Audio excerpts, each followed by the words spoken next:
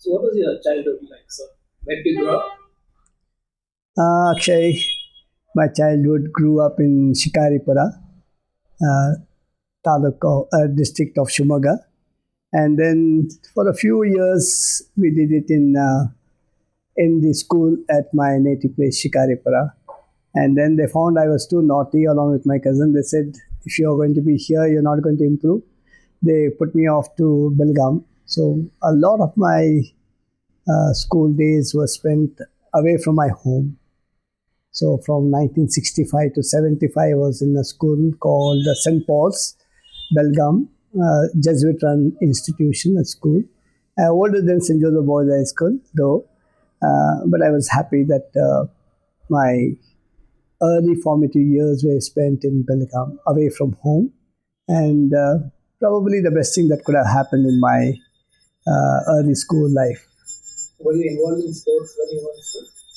In the initial years, when we joined in Belgaum, our English, our communication skills were very poor.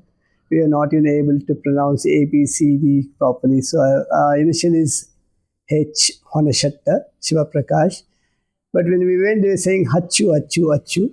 So those 3 years, the teachers kept me in the classroom and just let us not had any sports classes which were held dealt for handwriting, communication skills, and spoken English. So it was a very tough 3 years to be away from home and in a hostel. So that's one 4 years, no games. And then gradually, when we came to the third and fourth and fifth standards, our exposure to sports was much more than the initial years. So, how did you get into it? Hockey? I believe is your primary sport. Yes, you're So, right. where did that start? Did it start in school? Yes, very much. And St. Paul's Belgaum was also a well reputed school for sports. It had a lot of stalwarts who have represented India, a lot of sporting culture behind it, and a lot of importance to the sports itself. So the school was famous for football, hockey, cricket, athletics. And since we were in the boarding, so there was a lot more exposure to sports than the day scholars. And then one of the main games in the school was hockey. So at the early stages, we were exposed to all the games, but somehow hockey fascinated me. Again, to come to shift from Belgaum to Bangalore was another eventful move. My elder brother, Shiva Kumar, had been a Josephite and studied in Commerce College, St. Joseph's Commerce College. And he said, if you are willing to, or if you would like to continue sports, then this would be a better choice. Then I felt I had a lot of flair for sports and said, I will go to Bangalore and join the college for because of the sports. So I came into Bangalore, St. Joseph's College, Pew, and the degree college where I did my Bachelor of Arts from 75 to 80 and had a good time spending as a hostel in St. Joseph's College at the Richmond Road. So that was another 5 years of hostel life, which gave a different perspective of life. And then college days, I played for the college, but I could never play for the state or the university teams. Probably my aim was not too high, but I was able to play for the college for a year or two. But then that's how my transition from Belgaum to Bangalore happened. And then that was the best part of it. And then here is that one very important thing happened was my name changed from Shivaprakash to something else, which all the Josephites are familiar. In the first year of St. Joseph's College, while I was in the hostel, there was a month ragging that was there. Not a physical one, but a very a tough test to pass. So one evening, as we came back from college, before we could enter the hostel, there were a group of senior boys sitting at the gate, and they stopped all of us and they said, "From where are you?" And there's one gentleman, Mr. Krishna Raju, who is just now an ex DGP from Andhra Pradesh. He said, he asked me, from which place are you coming from? I said, Shikaripura. So you're Shikari. And that name Shikari has stuck with me for such a long time. And many of the principals after that, they thought my name is Shikari, not Shivaprakash. And there's one more funny incident that happened in this particular period of time, which I'd like to narrate is my father had come to, get me enrolled in the hostel a month before. And then a month later, he came to see me, and then he walked into the hostel and says, "Can I see Shiva Prakash?" Then the boy said, "There's no boys." The hostel boys said, "There's no Shiva Prakash here." My father was, taken back and little worried. Where's this? Then they asked my dad from which place he is. Then he said, "From Shikari." "Oh, you Shikari." Then that's how my name has stayed. And for many, I've been very fortunate that I've been fondly remembered and called as Shikari, and I prefer rather Shikari as rather than Shiva Prakash. So that's a little bit of my name changing and a phase of my life changing from Belgaum to Bangalore, St. Joseph's College. You had mentioned something about cycling when we spoke earlier. Oh yes, yes, yes. I think that's my turning point of my life. Um, When I finished my degree at Joseph's, I found that I had not achieved much to what the potentials that I had. And along the way, in 80, 81, I did little as a service to the college as a sports in charge, but not officially, but unofficially.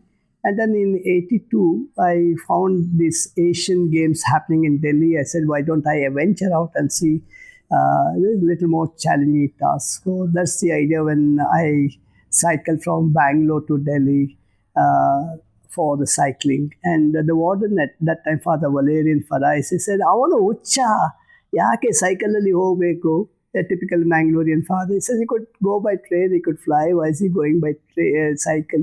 But then I had made up my mind that I had to do something different and something challenging to which I would. And I worked very hard for 1 month. The training was very rigorous. I would cycle about 70 kilometers while the city slept in the morning from 4 to 5. I had to go to Hoskote and beyond and come back. So I would leave at 3 o'clock cold night and be back at 6 in the hostel. And then I would train. And Mr. Subaya, who was the physical director of St. Joseph's College, helped me with my fitness. So a lot of running, a lot of weight training, and a lot of endurance, a lot of sprints, so that I could, pedal that 2,000 and odd kilometers to Delhi. But I was fit, and I think this is one event which had a real bearing on the next phase of my life, the cycling to Delhi to watch the Asian Games. My sponsors were all from the hostel, 50 rupees, 100 rupees from their pocket money. So the expedition was quite challenging. Very fact is everything unknown, and I started alone from Bangalore. And in Gauribidnor, I had another person called Basavaraju who had done an all India trip before that. So I stayed in his place for a day, and then together from Gauribidnor, I had a companion and an experienced cyclist with me. And then we traveled, we pedaled up to Delhi and beyond to Haryana, Hisar, and Sirsa. We would pedal about 120 kilometers per day. And then on the days when we met with a cyclone, it was just about 80 kilometers. But we were not prepared for the rains and heavy, so we could manage with whatever little we could. But that was challenging. I think one of the days that we did was, I think, 180 kilometers that we drove from the morning to the evening. But it was wonderful. The roads are not as good as they are today, but it was very challenging. And the best part was on the first or the second day, I had a puncture. And to the rest of my journey till I returned back, there was no puncture. So it's all that happenings that happened on the journey. But there were a lot of learning lessons that I looked at. I traveled across India, meeting different types of people, staying in police stations, in travelers' bungalows, and open out in the field, and then talking with different,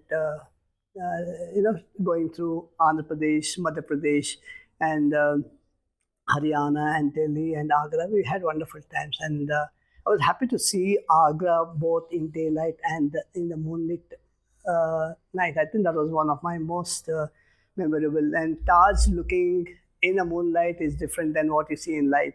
So that was two chances that I had to be in Agra there, and we had a wonderful view of the Taj and the moonlit, and it was a full moonlit, and the flashes going all across the area, and then it was a wonderful area. And that was again we stayed in a tailor's house in Agra, where they unknown people, but tremendous hospitality and the love and affection they show to all us was fantastic. So the cycling was something very unique. It just showed that in life nothing is easy. It all comes hard, and it's up to you how you take your challenges. And in between, I was down with food poisoning. There was a doctor who took care. It was in Talbat in Sagar. Then he said, why don't you rest for a day?" And then we stayed in that place there for a day till we recovered. The next day was a slow process to go back, and probably that day I did about 60 kilometers because of dehydration. But everything fell in place, and we were able to reach Delhi safely, and we had a good time watching the Asian Games. And then we went to still there was a time before the games, so we went to uh, Hisar in Haryana, where there was a friends in the Air Force. Then we stayed in the Air Force Academy for a day or two. Then we returned back.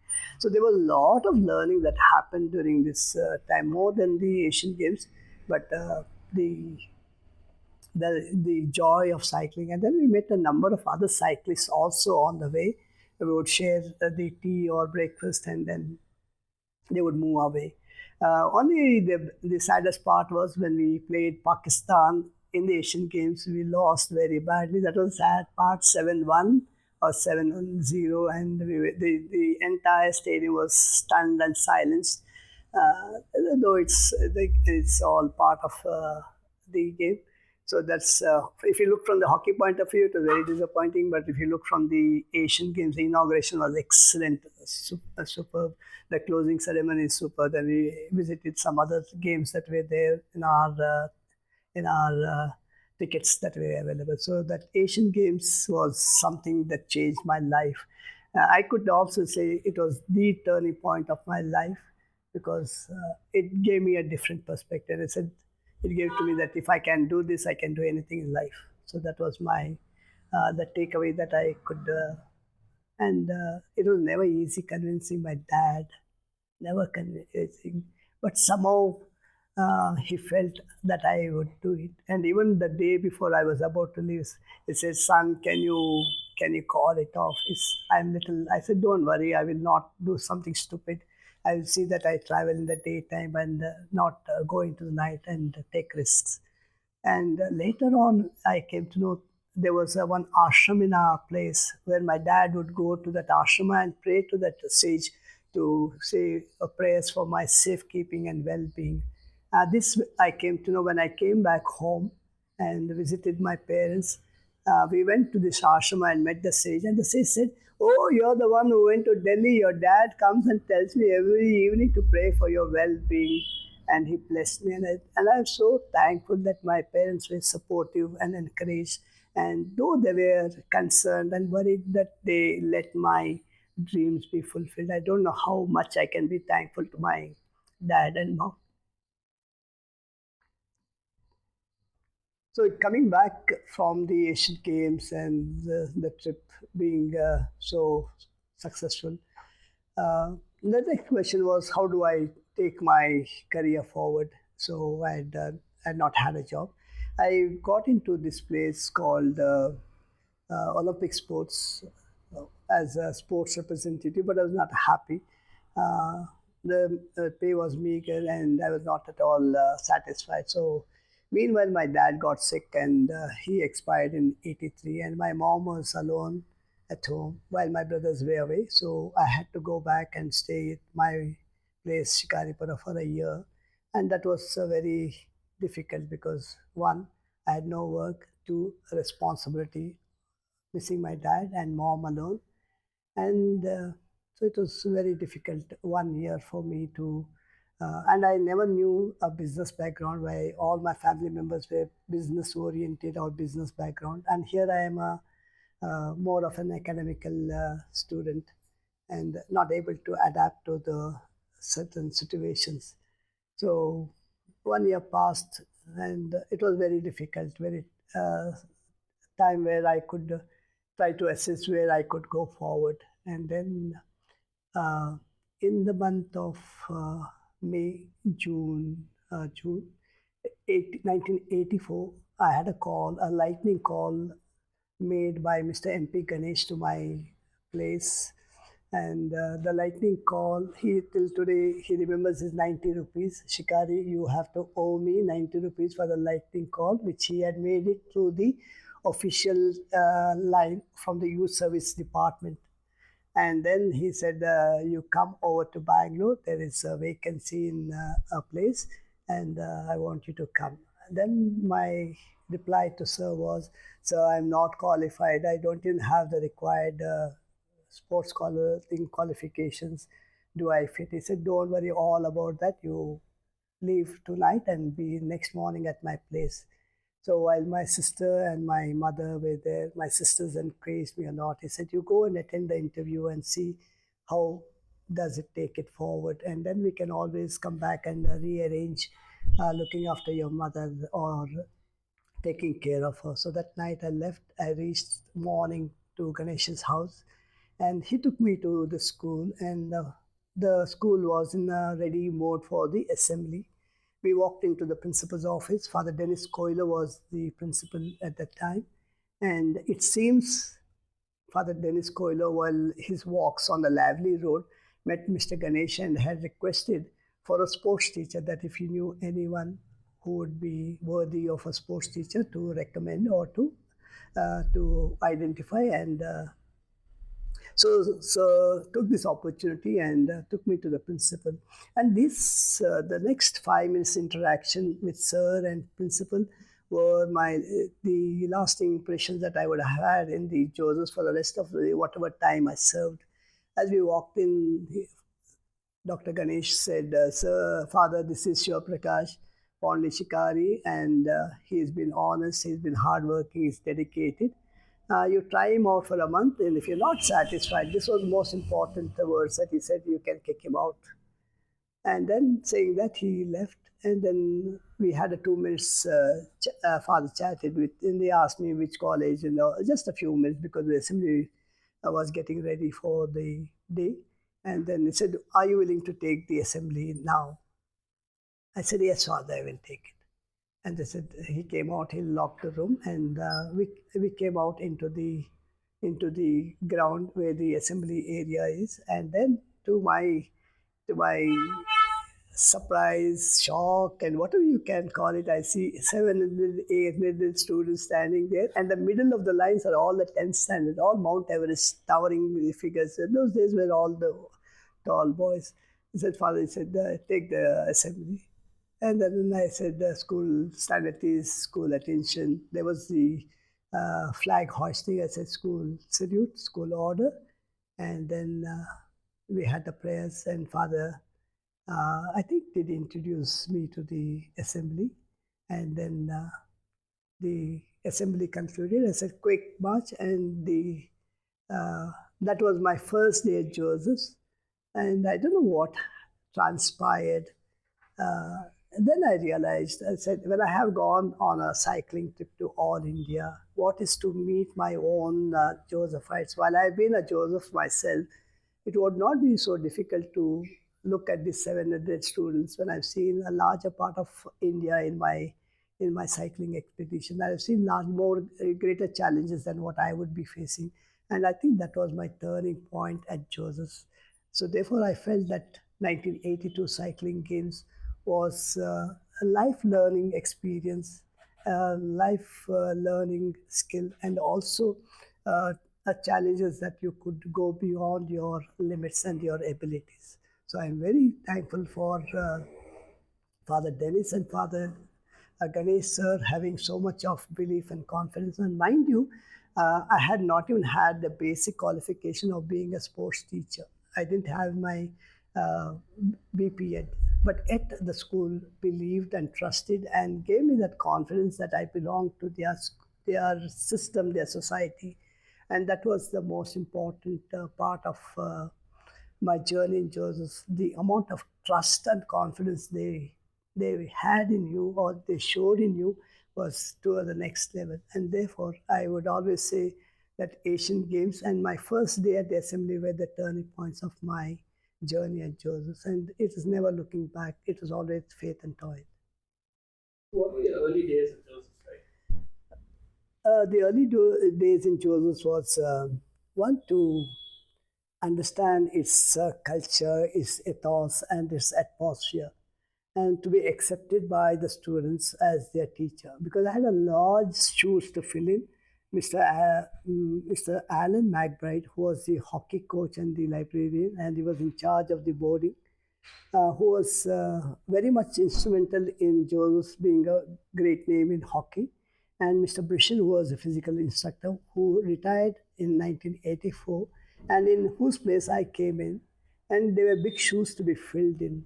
So the first year was a, a learning year where I had to understand its way of working and understanding and its rich heritage of a sporting culture. And they had left a great legacy and a high benchmark of excellence, not only them, but the ones before them.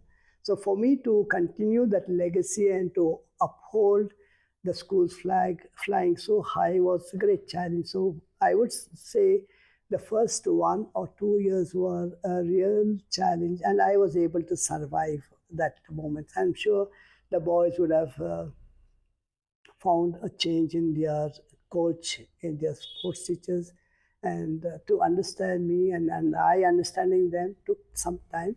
But in all good faith, it was smooth and positive. And being a Josephite myself, I understood their pulse and their way of going about things, and I was able to get into the mainstream of Joseph. And fortunately, there were a number of great legends in the school: Mr. Aids, Mr. Chatterjee, Mr. Andade, Mrs. Mamta Shetty, Mrs. Lobo, Mrs. Nancy D'Souza. They were all wonderful set of dedicated and the committee teachers. They always set an example, and for us to have their role models while we were as an young batch of teachers, it was a huge uh, shoes to fill in. But I'm so happy at the that as we traveled along, I felt more comfortable. Then I felt this is my place where I could stay. So in a way, it was the start and finish at Joseph's. I started at Joseph's and ended at Joseph's. So it was a long journey, but very fruitful and enriching learning experience. I think I learned more than I thought. I gained more than I lost, and I gained more uh, love and affection than I gave. So there's nothing that I could have asked more than my 2 years of journey at Joseph. But I think they were more meaningful. The principal was very supportive, very understanding, but also very demanding. There was nothing like there's half measures. There used to be always full measures and beyond a person's potentials. But I'm so fortunate that the batches in the early years were very talented, very potential, and very highly skilled. And to have that kind of the support and skilled students is always a blessing for a coach to train any of the teams. So I was very fortunate in those initial years, but challenging, yes. Any memorable moments? Memorable moments are plenty. I felt the years from 1985 to 2000 and odd were the golden years of St. Joseph's, because in that 15 years, uh, we saw we could make a lot of changes into the system and the performance levels. The performance levels and the exposure levels are two different things. Exposure is that you just go and take part in it, and performance level is to say, hey, I am good and I am capable of participating and I am able to take challenges and beat the best of the teams. And the performance level was very high, and therefore in that period of 85 to 2000 was one of those golden moments. Why? Because we found a lot of talents that were there in our school. And I'm sure all of you are aware that Rahul Dravid, Sandeep Somesh, Anil Aldrin, Mohammad Hakimuddin, Anup Sridhar, Rehan Punch, to a later part of it, were all those boys who started as ordinary students in Joseph, but went on to become the stars who represented India at the international, at the world level. So we were very, very proud, and we could not ask nothing more than this when we see our boys playing at the highest level with great pride and honor. What was Dravid like in school? David was like any other student, and I at least I didn't see him as something of a great potentials in the making, but he was also a great team player. And David was made to play in the centre half while in the juniors and seniors. Then I changed David's place to right half and brought in Sandeep Somesh. And I think that was a turning point for the Indian cricket team when Rahul felt they are far more better players than him. And he felt that hockey is not his cup of tea. And then very seriously looked to cricket. And today we are so fortunate that we have players both in hockey and in cricket. And as much as the whole of India is proud of Rahul's contribution to Indian cricket, I also would be one of those who have fond memories of his schooling life. But a man who made a difference in many of these young cricketers who wanted to pursue cricket at the highest level. The mentoring, the guide, and the very role that he played in these players' life is tremendous when he was the Indian A team and the 19 Indian coach and a coach that won the T20 World Cup recently. So it's a very proud moment for all of us. And I always felt that there are many Rahul Dravids in Joseph's, but only not being in the limelight in the print media, in the electronic media, in the television media. But they are as good as Rahul Dravid, but in their own space and in their own area. And I'm so happy that we have a lot of Josephites who are so much talented as much as Dravid. And for Dravid is always, Rahul has been always our ambassador of faith and toil. So how did you recognize talent? My simple way of looking at things is give the child an opportunity and let him take it forward. And I would look at the basic qualities, not in the skill wise, but his attitude wise. Is he willing to learn? Is he looking for hard work? Is he capable of understanding? And is he willing to sacrifice?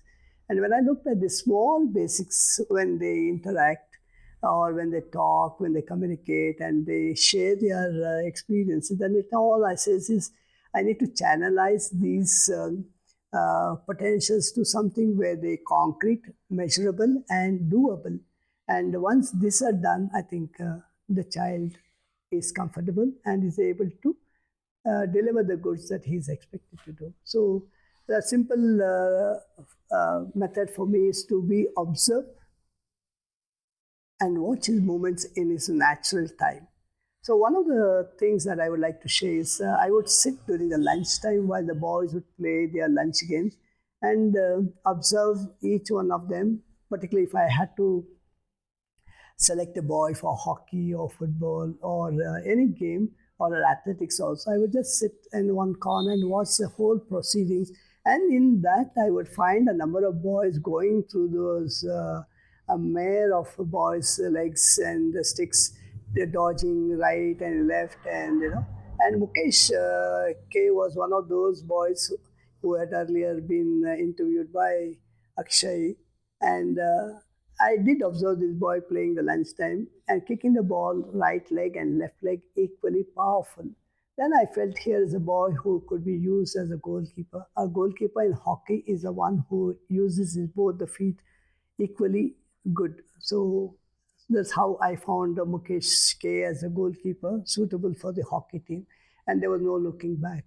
So those are those moments, and when the boys play without any hindrance, without any pressure of being selections and all, they play normally and naturally. So I would spot those talents and from them take them into the coaching camp and see how they progress. And I'm sure they would have my my observation has never failed, and they have been successful, and they have done whatever little they could do to the best of their ability. So my simple mantra was give everyone an equal opportunity, be fair, be unbiased, and to the best of their ability, see how does he fit into the team's framework. Does he become a team player or an individual player?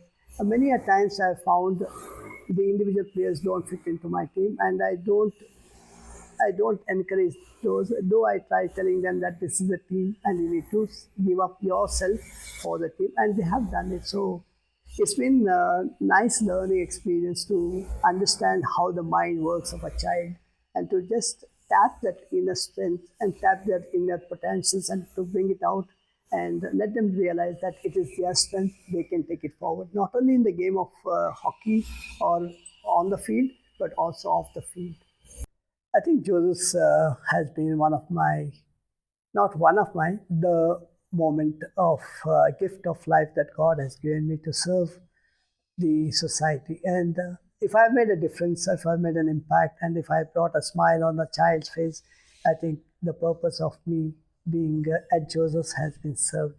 And what is Joseph's without the most important and the central focal point, the students, the players, and the learners?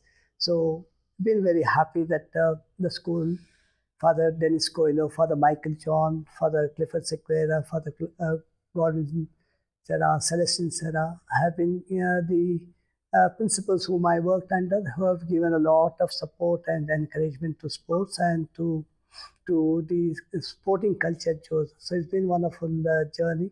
And as a Josephites, I would always there's no better school than Joseph's, and there's no better motto than Joseph's: faith and toil, faith in yourself, and the toil that you need to work for greater glory of God. So your work is you're honoring the gift of God's life to you through your service, and the service that I've rendered is to Josephs who were there, the parents who have entrusted their children in our care and our guidance, and I'm hopefully confident that I have been able to deliver, I have been able to serve, I've been able to dedicate myself to the growth and the well-being of my students who are under my care. And I'm so grateful for St. Joseph's for giving me an opportunity, for giving me a chance to serve and to do my best. And to whom I would like to thank is Mr. Uday Kumar, Mr. Charles Norana, Mr. Deepak, and Mr. Mehboob, who were all my colleagues during this time. And Mr. Charles Norana was a sports secretary at that time when I was there for 25 years. And together we had a wonderful teamwork. He would do all the paperwork and I would do all the field work. And it used to be a wonderful teamwork. And the most important part was the boys coming back to the sports days and reliving that moments of their school life. So the sports days has to be one of those most articulate and most memorable events of the day. And then the last, I'm sure, towards the end when the club swinging was brought back because of the sesquicentenary through Craig and Glenn. I'm so thankful to both these teachers for mentoring me to learn the art of club swinging. And what would be me without learning club swinging would be like incomplete Josephite. So they helped me to learn, and today I've been able to revive through Sir's support and encouragement the art of club swinging and the swing of club swinging into Joseph's. I hope this tradition will continue in the years to come. But one of the greatest things that I will be very happy and carrying back is that I have learned club swinging, all the 17 exercises, 544 counts to the tune of the music. And thanks to Mr. Glenn and Mr. Craig, who have been most instrumental in bringing this club swinging back into the school. Tell me a little bit about the Joseph and Germans rivalry. This is a traditional part of hockey there, and the Germans used to be always a very strong team physically and skill wise. But something we did different, which I would like to share, is that during Father Dennis Coelho, there was one Mr. Rupin Das who was a sports psychologist and who was working with the Sports Authority of India. And one day he had come to the school, and Father called me into the office. Father Dennis, he said there's a sports psychologist and he would like to have a talk regarding the team. Would you like to have an interaction? I said, yes, sure, Father. And then I had an interaction with Rupin Das. And then this mental training came in, mental training, which we would not many would have talked about. And then we had a discussion, and they said, can I have a sample group of what I am going to do? I said, yes. I called the relay school senior relay team members into the old building where the parlor was there. And then he started speaking to these relay boys. He said, so how does your body turn out to be when you're ready for an inter-school relay? And the reactions and the responses were given by the boys is that we had butterflies in our stomach, our hands would sweat, and heart would be palpitations higher than we would like to go to the washroom. So it was not a comfortable feeling. He says, can I tell you something, how you could control your body actions through this called as a progressive relaxation. And then we experiment. He went about showing what is a progressive relaxation. It's a deep breathing, slow breathing, and controlled breathing, where your thoughts and mind are channelized and you are not distracted by anything. It's a process, and we worked out. And he said, we'll experiment on you. And I was there, and we did it for about 10 to 15 minutes. And then he asked the boys, how do you feel after this session? The boys were all, charged and energized, and they said, we feel very comfortable and nice. Then he gave me a lot of manuscripts. He said, sir, I would like you to go through these manuscripts and see how you could implement it. And since I saw him what he was doing, I was able to understand the importance of it. So we started developing what is training as progressive relaxation, which I implemented into all my teams, particularly hockey. Whenever there used to be big matches and finals, the crowd was to be very huge, and expectations were high.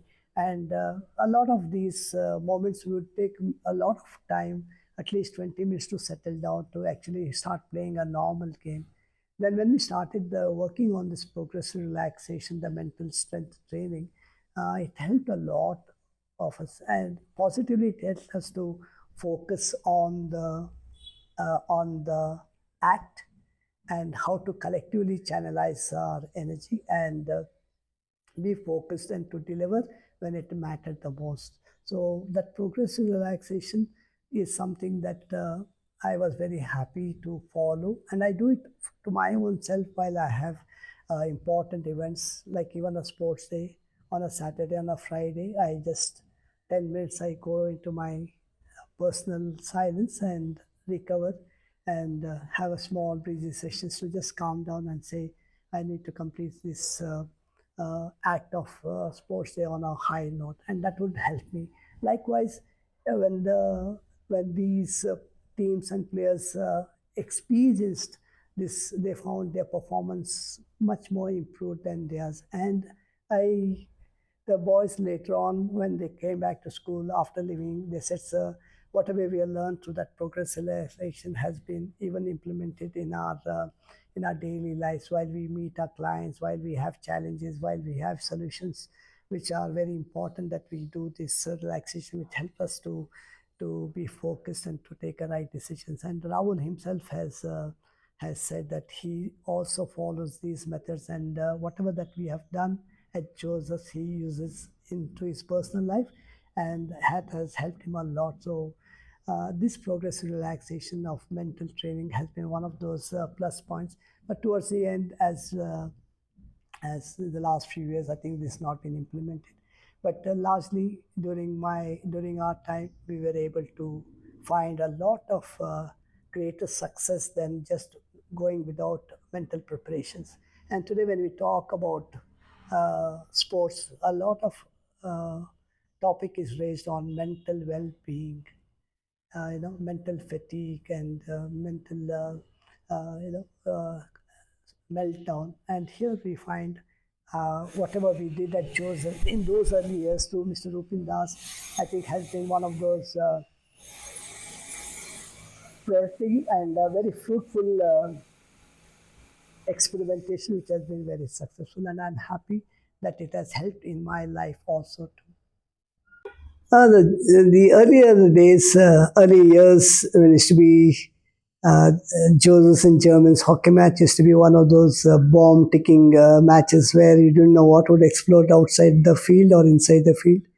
The matches used to be held on the Solan police ground on the gravel, and we would have the stadium packed both by the present and the old boys. And it used to be one hell of a nerve-wracking match where no quarter is given and no quarter is taken out. And eventually, it used to be Josephs would have the upper hand again. I would say the work that went behind the tournament. The boys would be at 6 o'clock in the morning and go back at about 5:36 and write all the exams which came in their way. So there was a lot of hard work. But Germans and Joseph's match used to be always a thriller, and it was to be a contest of great rivalry and great fighting spirit, literally, sometimes quite physically, but otherwise, used to be always a match which used to always be at the edge of our seats. And thankfully, we had the upper hand in many of these tournaments, though they have also won, but thankfully we were able to win a majority of them. They were very good in relay teams, were excellent. They were very good in football, they were very good in hockey, and they were very, very good in cricket too. But somehow I said in that 1985 to 2000 was a turning point, a golden period of St. Joseph's, was because of these, in all the games that we were able to perform, we were able to perform with much more percentage of victories than any other years. But any day, Josephs and Germans is always a box office hit, and we could always get a lot of injuries on the field and off the field. But the rivalry is to be always good, and I appreciate their skill set, their mindset, but nothing to beat Joseph's.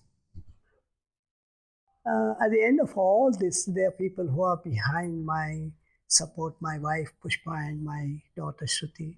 Pushpa has been one of my angel guardian who's taken care of my health and my diet and make sure that I've been always having my